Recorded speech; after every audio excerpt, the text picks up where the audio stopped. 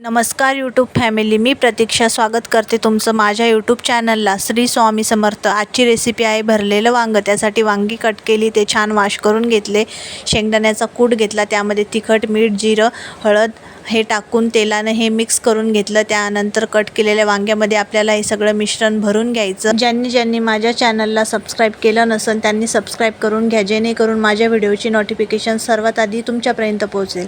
मग मी वांगी सगळी भरून घेतली. गॅसवर हे पातेलं ठेवलं, त्यामध्ये तेल टाकलं. तेल गरम झाल्याच्या नंतर मोहरी टाकली. मोहरी झाल्याच्या नंतर त्यामध्ये कांदा लसूण पेस्ट टाकली. यामध्ये तिखट, हळद, मीठ हे सगळं टाकलं. थोडं पाणी टाकलं आणि त्यानंतर यामध्ये भरलेली वांगी सोडून दिली.